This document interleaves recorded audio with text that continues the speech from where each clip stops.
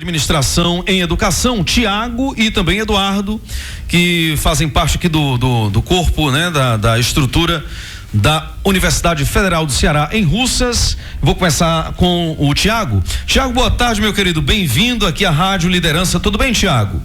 Boa tarde, Júnior, boa tarde a todos os ouvintes e a todas as ouvintes da Rádio Liderança. Obrigado pela oportunidade, inicialmente, né? Eu sou Tiago, como você já bem frisou. Eu e o Ed Carlos, a gente está aqui representando a classe dos técnicos administrativos em educação, né? E essa classe, ela é um dos pilares da Universidade Federal, né? Dos institutos federais, né? E esses pilares, ele é formado por algumas categorias, né? Alguns servidores e também os alunos. Dentre esses servidores, a gente pode destacar o pessoal terceirizado, né? Os técnicos administrativos em educação, que somos nós, né? Que a gente geralmente chama pela sigla TAI, por conta do nome ser um pouco extenso, e a gente chama por TAI, né? E os professores. Então, esses são os servidores que tem dentro das instituições federais, né? Das universidades, institutos federais. E também, né, a classe, digamos assim, mais importante, né, que tem a maior importância dentro das universidades e dos institutos, que são os alunos, certo? Então a gente vem aqui conversar com você para falar da situação, né, com todos os ouvintes, para mostrar quem são esses TAIs, né, o que os TAIs fazem, que carreira é essa, qual a importância dessa carreira para a educação pública como geral, né, e mostrar a nossa importância e falar também de que nesse momento a gente está em greve, né, por conta de uma série de fatores que a gente vai falar aqui, vai explicar para todos os ouvintes e todas as ouvintes, e explicar quais os motivos, quais os impactos e qual a importância dessa greve. Ok? Atualmente, né, os TAIs, eles são a categoria maior do Executivo Federal. Sim. Nós somos atualmente em 224... Você pode aparecer no TikTok? Posso, sem problema não. Eu perguntar aqui, né? Eu vou usar a imagem do rapaz sem avisar. Só fico mais nervoso, mas não tem problema não. Tá bom, vai lá. Pronto, então... Posso pode ficar à vontade. Pronto, beleza. Então, assim, atualmente a nossa carreira, ela é a maior do Executivo Público Federal. A gente atualmente tem em torno de 224 mil técnicos administrativos. Sim. Certo? E apesar de ser a mais numerosa, a nossa carreira, ela é a menos valorizada. Sim. Então ela é a menos valorizada. Se a gente fizer uma comparação, por exemplo, da nossa carreira com outras carreiras, a gente tem um menor salário. Muitas das outras carreiras chegam a ter um salário 2 ou até 3 vezes maior do que a nossa, sendo que eu estou comparando aqui servidores que fazem o mesmo tipo de atividade. Né? E só destacar, Júnior e Tiago, de que às vezes as pessoas no imaginário popular, quando fala assim, servidor público federal, ganha ali 15 mil reais, 20 mil reais. E essa não é uma realidade. No caso, por exemplo, como bem destacou o Tiago, nossa categoria, ela é mais desvalorizada do Serviço Público Federal nesse sentido, em termos de ganho financeiro. Para você ter uma ideia, em 1988, um TAI recebia 3 salários mínimos, certo? Início de carreira. E a gente é dividido em vários níveis. Tem o pessoal do nível fundamental, nível médio e o pessoal do nível que é o pessoal da graduação, tá? O pessoal do fundamental recebia 3 salários mínimos em 1988, bem distante, né? Hoje, uma pessoa que é de nível médio entra no concurso com nível médio, mas dentro da carreira faz ali graduação, especialização, mestrado, doutorado, como o nosso amigo Tiago, que está concluindo o doutorado dele. Essa carreira começa ganhando menos de 2 salários mínimos. Nossa Senhora. 1,8 salários mínimos. Veja. Em 88 eram 3 salários mínimos para quem tinha nível fundamental.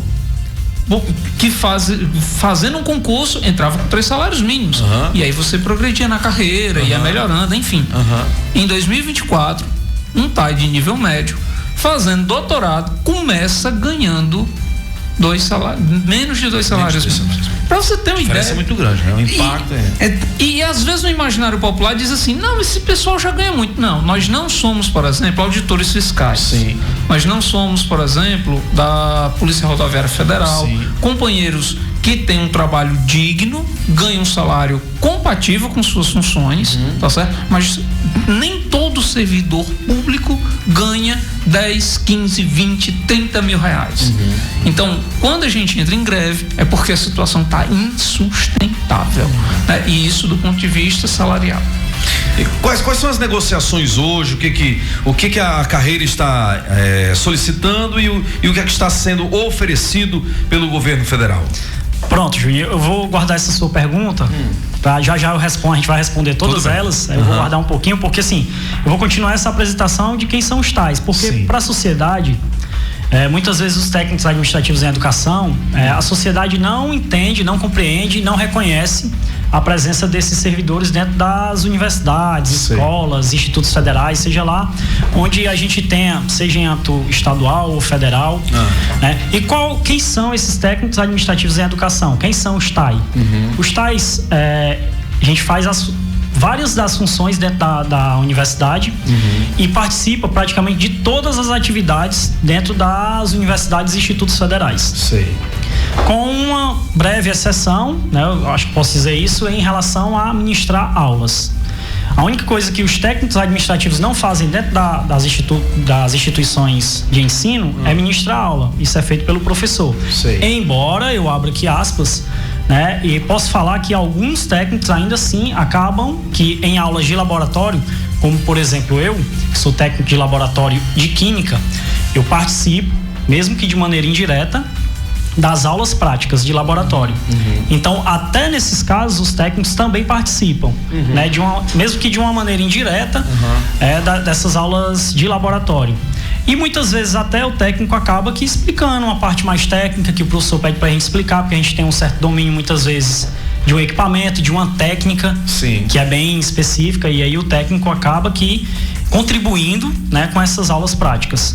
E além dos técnicos, além dos técnicos de laboratório, como é o meu caso, a gente tem inúmeros outros técnicos dentro dessa grande carreira, que participam, por exemplo, das atividades de matrícula, de seleção para bolsistas, no RU, que é o restaurante universitário, talvez muita gente não saiba, mas a universidade, ela tem um restaurante universitário que fornece alimentação para os alunos a um preço bem mais acessível, né? E aí lá tem um nutricionista, a gente tem assistentes administrativos que fazem toda a parte do trabalho administrativo, a gente tem administradores, a gente tem psicólogos que acompanham os alunos, né? A gente tem uma série de outras funções dentro da universidade e todas elas, né, se enquadram dentro dos TAI, dentro desses técnicos administrativos em educação. Então, muitas vezes, para a sociedade de uma maneira geral, isso é muito comum. Quando se fala que a gente trabalha na universidade, a primeira pergunta que o pessoal faz é: você ministra, né, ou dá aula de quê? Você é professor de quê? Isso, você é professor de quê? E aí na verdade, eu vou ser muito sincero. Quando vocês chegaram aqui, a sensação e a vontade de perguntar é: vocês são professor de quê? Exatamente, né? Pra você ver. E assim, isso é extremamente comum. Pode parecer que não. Mas até os nossos próprios alunos, que já estão muitas vezes há 1, 2, 3 anos na universidade, ainda não entendem essa divisão, digamos assim. Essa categoria, digamos assim, dentro do corpo estrutural, né? Não entende que a gente está lá, que a gente existe, que é importante e que a gente tá lá para contribui bastante. Uma vez que eu falei aqui, citei algumas profissões que são importantíssimas para o andamento de qualquer instituição. Não, né, se a gente pensar numa instituição, seja ela privada ou pública, ela não funciona como única classe. Vem na nossa cabeça, né? A primeira coisa é professor, universidade, professor. Na hora de chegar aqui na rádio, rapaz, na rádio aí só tem o quê? Só tem locutor? Não, tem que ter técnico, tem que ter alguém. Se não souber aí. E assim, Júnior. A minha sorte é porque eu sou tudo. Faz todas as funções. E assim, Júnior, conforme o nosso amigo Tiago falou, destacar que, por exemplo, quando ele fala em matrícula, nós estamos falando do maior programa mundial de acesso às universidades, ao ensino superior público, que é o SISU. Quem é que opera o SISU? Quem é que implanta essa política educacional formidável, fantástica, que é a maior do mundo? São os técnicos administrativos em educação. As políticas de permanência do estudante, ou seja, aqueles estudantes que muitas vezes vêm da zona rural aqui de Russas, e muitos vêm de São Paulo, do Rio Grande do Sul, do interior da Bahia, que muitas vezes não têm condições de se sustentarem e nem suas famílias de aportarem recursos para que eles se mantenham aqui. Então tem políticas educacionais de permanência desses alunos aqui. E todas essas políticas são executadas, implantadas com um trabalho de excelência em termos de qualidade pelos técnicos administrativos. Ou seja, quando na propaganda do governo aparecer assim, política pública de educação, ali existe as mãos dos técnicos administrativos em educação. No imaginário popular da sociedade civil, digamos assim, essa pergunta que o nosso amigo Tiago falou, ela é na mosca. Só se enxerga a universidade como um lugar de ensino, como um lugar de pesquisa e de extensão. E de fato, é um lugar de ensino, é um lugar de pesquisa e é um lugar de extensão. Mas na universidade existem as principais políticas de educação pública desse país. E essas políticas são feitas por essa categoria, que é invisibilizada. Sabe? É como na escola da comunidade, lá da Lagoa Grande, por exemplo. O porteiro, ele tem um trabalho que talvez não tenha tanta visibilidade como o do professor.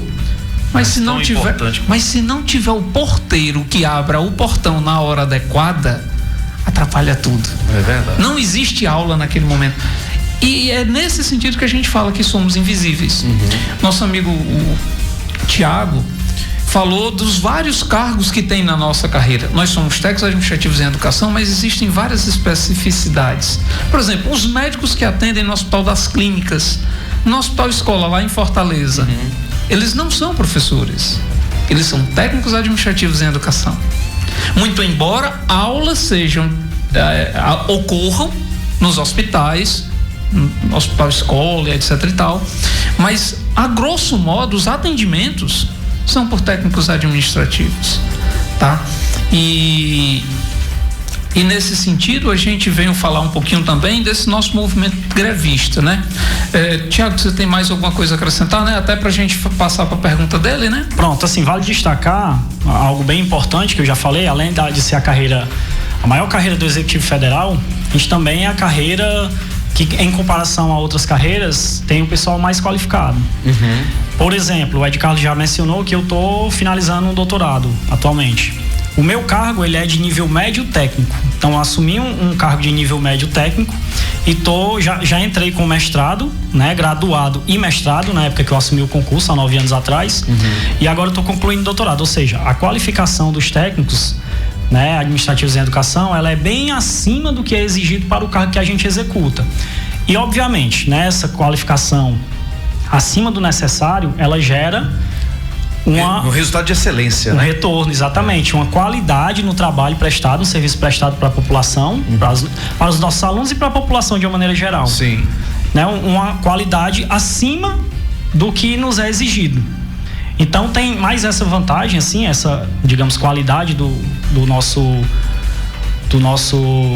grupo de trabalho, né? No nosso grupo de trabalho da universidade e também nos institutos federais, porque essa carreira, ela tanto é das universidades federais como também dos institutos federais. Além disso, né? Entrando aqui num contexto histórico, para que depois a gente consiga responder sua pergunta.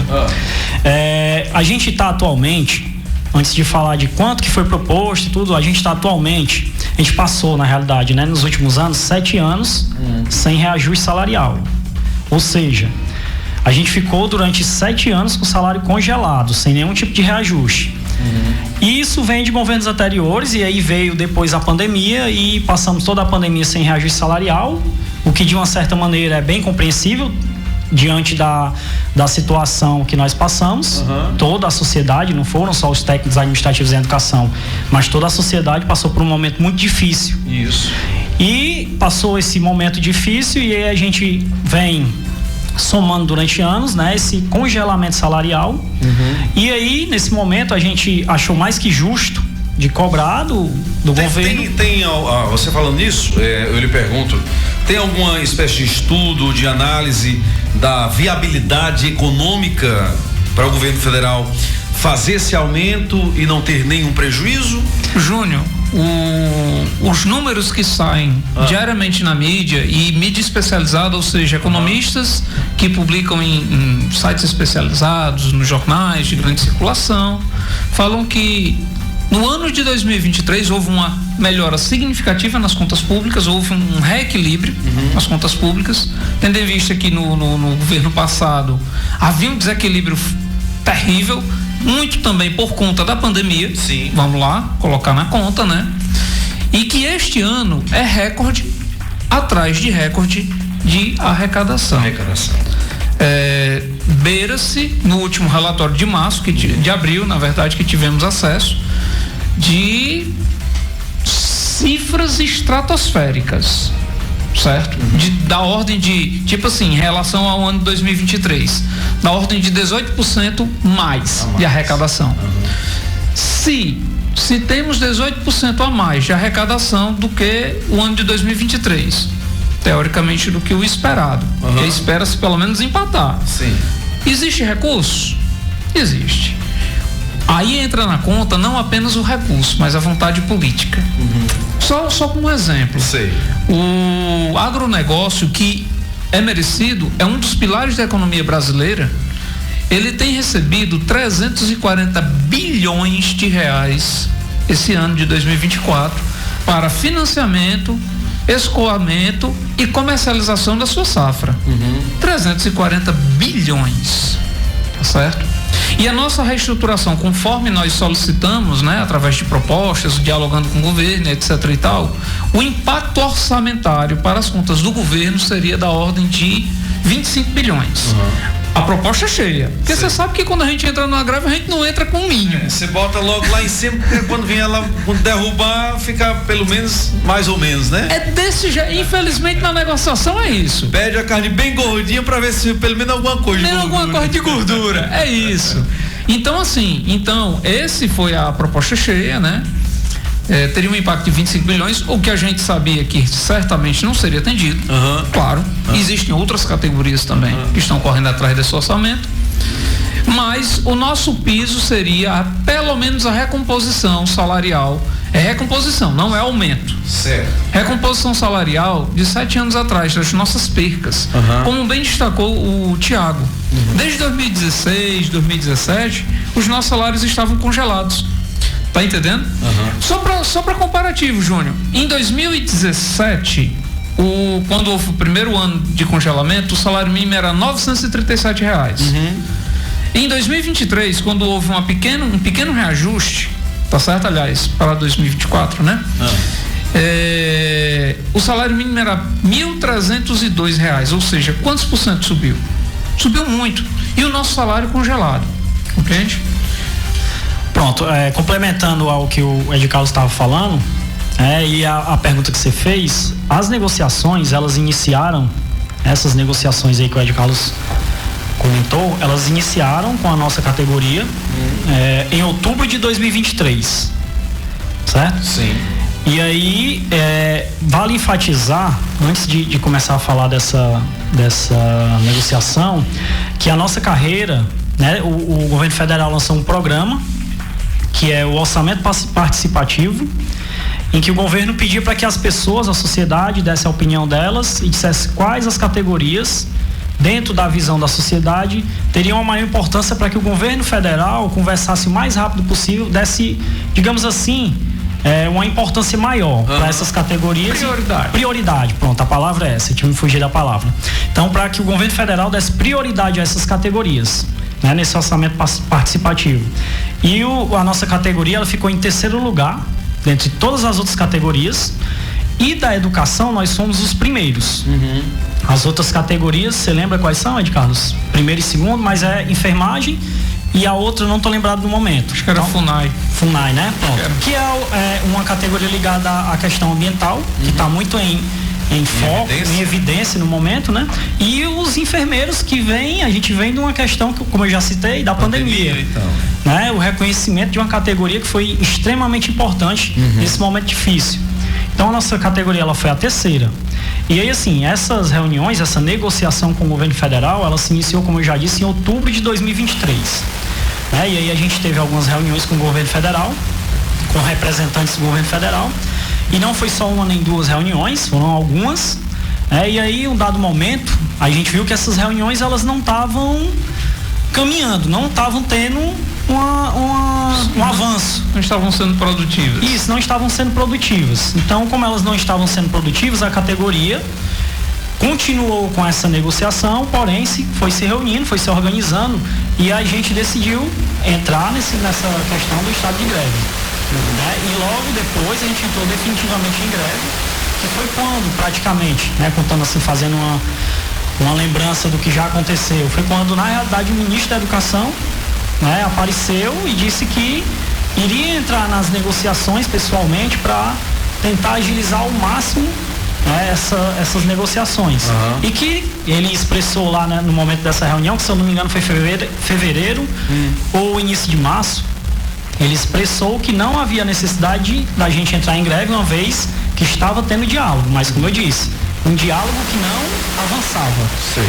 Então, dessa maneira, a categoria, mesmo assim, achou melhor, achou mais prudente entrar em greve, para tentar forçar uma negociação mais efetiva com o governo, para que a gente, ao entrar em greve, saia dessa greve o mais rápido possível, porque a gente não entrou na greve. A greve iniciou-se quando?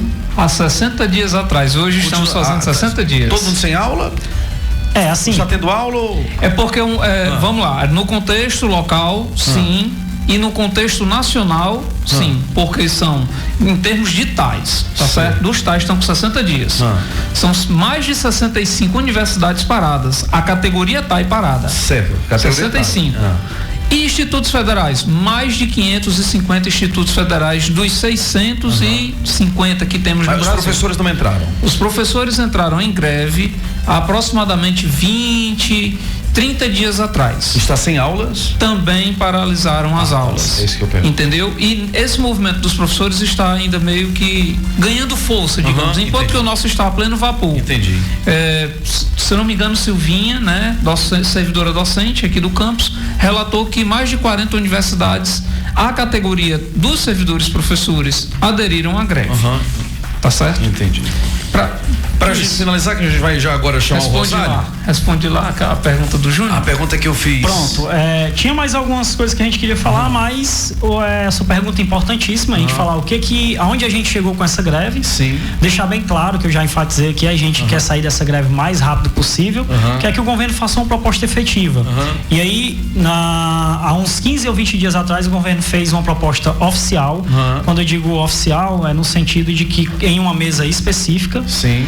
Ele já havia dado sinalizações antes, mas em mesas gerais. Então, na mesa específica, que foi só com a nossa categoria, ele fez a seguinte proposta: 0% em 2024, não teríamos reajuste algum nesse ano. Ofereceu 9%, antes disso ele já tinha oferecido 4,5% em 2025, 4,5% em 2026, que era nessa mesa geral. Na mesa específica ele ofereceu 0,24%, 9% em 2025 e 3,5% em 2026.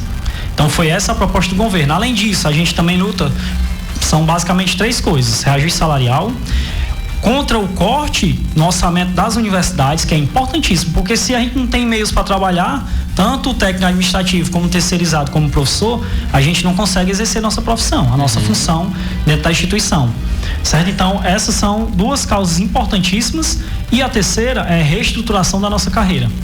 Em relação à reestruturação da nossa carreira, o governo federal, a gente, os técnicos administrativos, os nossos representantes que estão lá lutando, nos representando em Brasília, colocaram uma proposta para o governo, e aí o governo pegou essa proposta, analisou e nos deu um retorno. Então, de 12 pontos que foram solicitados ao governo, ele só atendeu a 5 pontos. Totalmente. Um parcialmente e 4 totalmente. E todos os pontos parcial ou totalmente atendidos não tem impacto financeiro, orçamentário. Compreende? Entendi.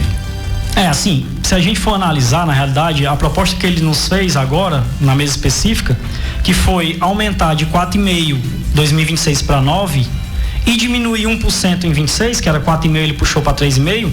Na realidade, o que o governo fez, na realidade, foi tirar o orçamento da nossa reestruturação, digamos assim, e jogou no reajuste, que foi uma jogada para que a gente para mostrar na realidade para a sociedade que ele está melhorando a proposta, quando na realidade ele já está tirando de onde ele tinha nos prometido e colocando no reajuste.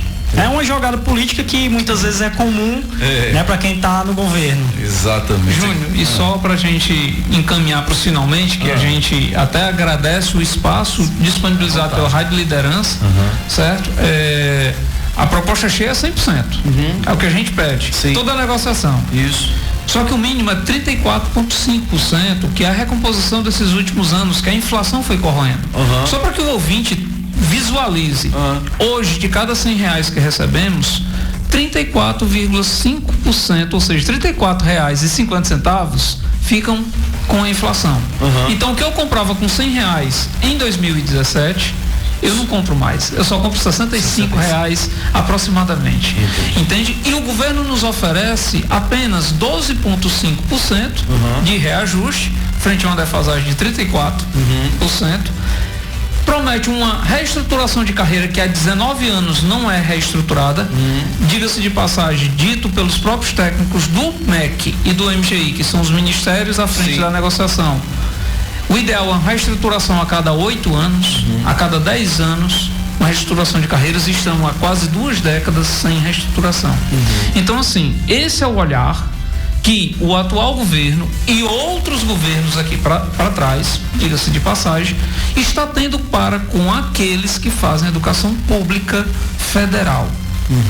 Entende? Porque prédios, Júnior, você sabe, prédios podem ser lindos e maravilhosos e são necessários, mas se não houver pessoas, não existe rádio, não existe universidade, não existe ensino, não existe pesquisa, não existe extensão e não existe acesso da população, dos filhos da classe trabalhadora, ao ensino superior de qualidade. Sem os tais não existem essas políticas públicas. E essa é a valorização do discurso. A gente fala muito disso, que o governo atual é o governo do discurso da educação, mas que pouco faz pela educação do ensino superior federal da nossa UFC e de todas as universidades. Oi, Rosário Daniel, boa tarde, meu irmão, tudo bem? Boa tarde, Júnior Gonçalves, boa tarde, meu querido estado do Ceará, boa tarde, região do Vale do Jaguaribe, boa tarde, muito boa tarde, do fundo do meu coração, para quem ainda não almoçou, bom dia, nosso caso, para quem já almoçou, boa tarde, e para quem está almoçando agora, bom apetite, daqui eu estou sentindo o cheiro do tempero. Mas por falar em tempero, eu resolvi entrar aí na conversa de vocês de imediato, quero até pedir desculpa, quero até pedir perdão, porque eu fiquei impressionado com a luta do pessoal da educação. O orçamento das universidades ainda não estão cobrindo as perdas ocorridas nos governos Temer e Bolsonaro, e para mim é uma grande surpresa essa afirmação da galera que está aí, da turma que está aí. Eu tô surpreso, porque nós que fazemos rádio, nós que fazemos comunicação, jornalismo, hoje em dia a gente tem tido um trabalho medonho com notícia e informação, porque nos chega muita notícia, muita informação através das redes sociais, nos chegam muitas notícias e informações, só que nós temos trabalho dobrado ou triplicado, nós temos que procurar saber o que é verdade ou não, porque tem muita fake news. E eu pensei sinceramente que essa situação fosse fake news, porque nós estamos com o governo do Partido dos Trabalhadores. Nós estamos com o governo do presidente Lula, que realmente, quando foi presidente da República, inicialmente, a primeira vez, fez também um diferencial na questão da educação. Mas eu pensei, sinceramente, pra mim, eu juro, eu pensei que a situação fosse outra.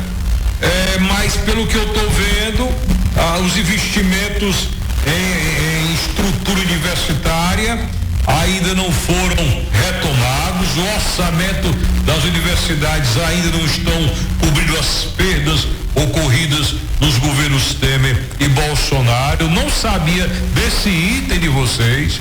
Eu pensei que o item de trabalho, de luta, desse movimento de paralisação fosse apenas no tocante ao salário, ao financeiro de vocês, aos vencimentos de vocês. No caso, vocês estão pedindo também que o orçamento das universidades sejam aprimorados. E eu pensei que isso já tinha sido resolvido, até porque é uma bandeira do governo federal a luta pela educação. Eu só gostaria de deixar aqui, não sei se estou contribuindo ou não com esse bate-papo de vocês, a minha surpresa de que as universidades e os institutos federais estejam assim.